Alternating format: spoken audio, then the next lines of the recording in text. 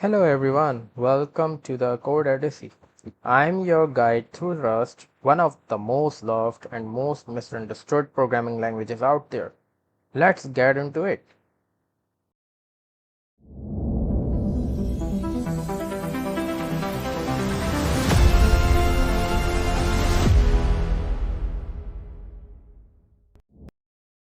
This is a complete course for learning Rust.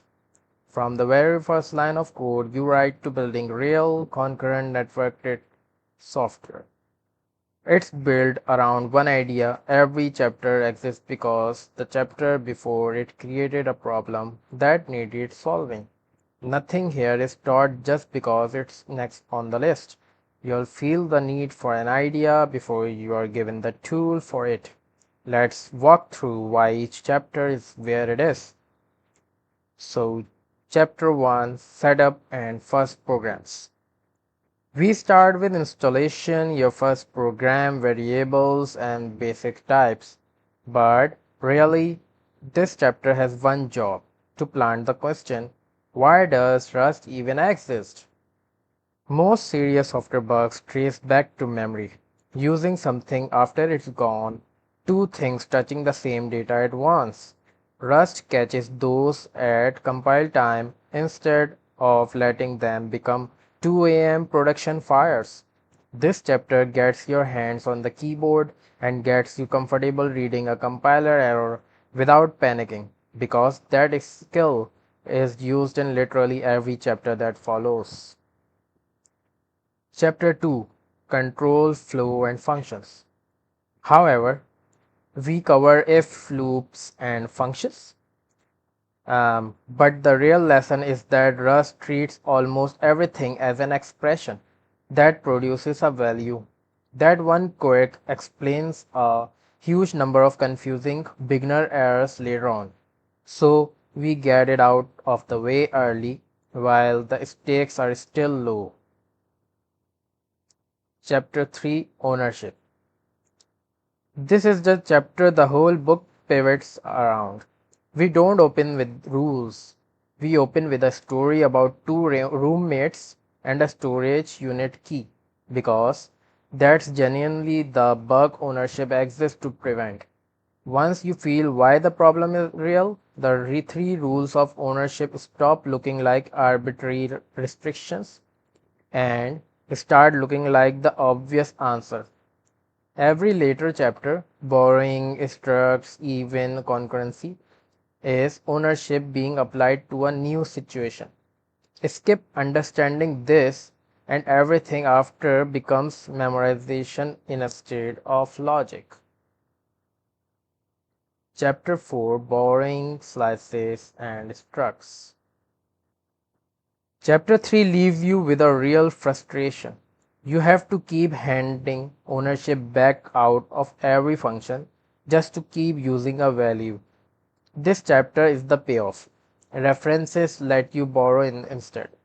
We also go deep on the actual method APIs here, every common string and slice method with real signatures and return types, because this is the first chapter where you are working with real data shapes you will use forever.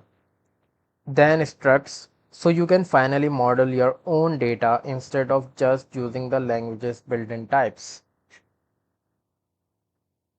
Chapter 5: Enums and Pattern Magic.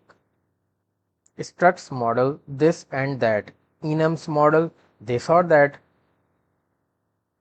And that distinction lets you make invalid states literally impossible to write.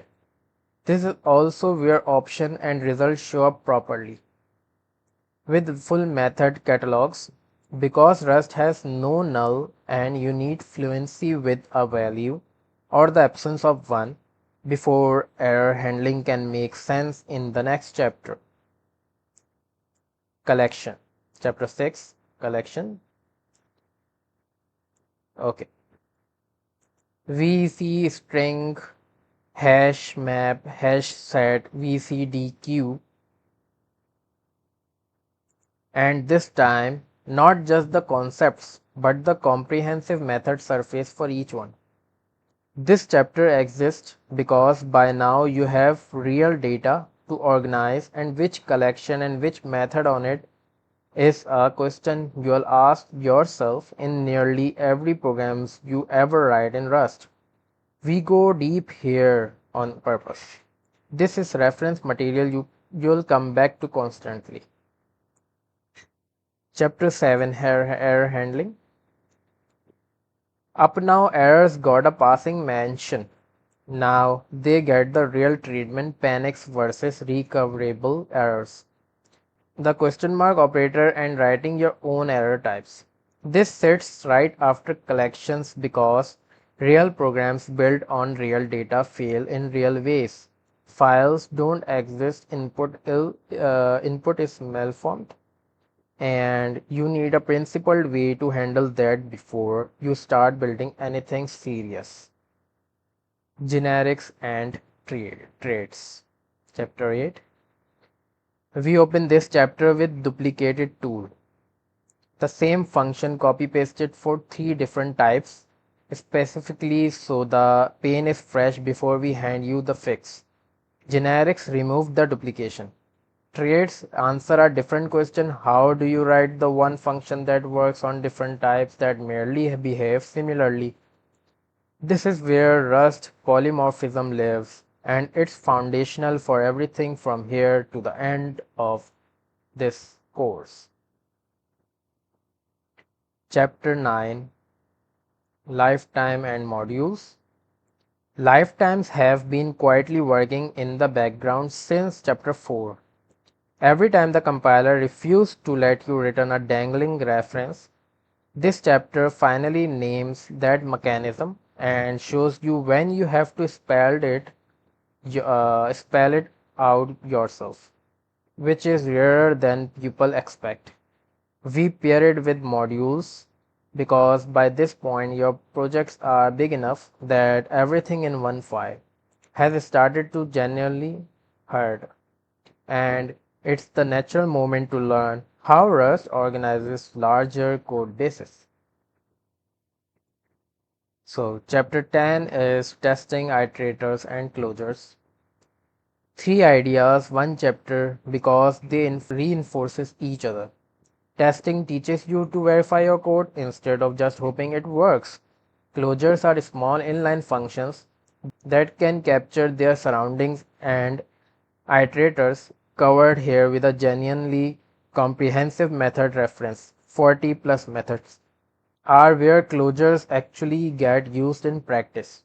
This is arguably the most productive chapter in the book. Once iterators clicked, a huge amount of Rust code becomes one clean line instead of a hand-rolled loop. Chapter 11, Smart Pointers and Concurrency. So sometimes ownership's exactly one owner rule is too strict. So we introduced RC and ref cell, which relax it safely, with their full method catalogs included. Then we go further: real OS threads, shared state, and channels. This is the chapter that proves Rust's biggest promise: fearless concurrency. Isn't marketing. You'll watch the compiler physically refuse to compile a data race and understand exactly why. Chapter 12, Async Programming. Threads are great, but they are heavy. But for the previous chapter's CPU bound work, async is the answer for programs that spend most of their time waiting on a network, a disk, a timer.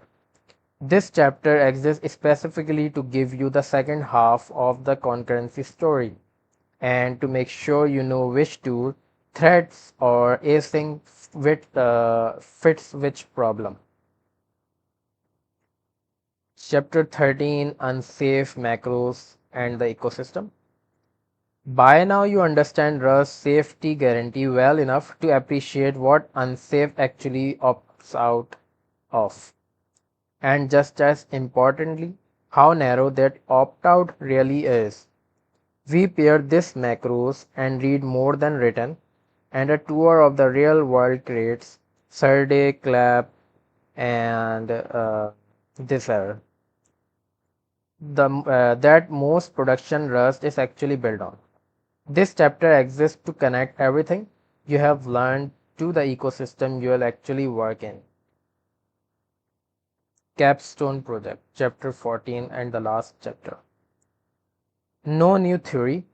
This is where every earlier chapter gets used at once in a project you choose and design yourself. It exists because reading about ownership and actually making 10 design decisions under ownership's constraints are very different skills. And the second one is the one that matters. That's it. If this helped, subscribe. We have got a long road ahead and I would love to have you with us. See you in the next video. In the next video, which is chapter 1, Setup and First Programs, where we cover installing Rust, your first several programs running, and a real working understanding of why Rust compiler behaves the way it does.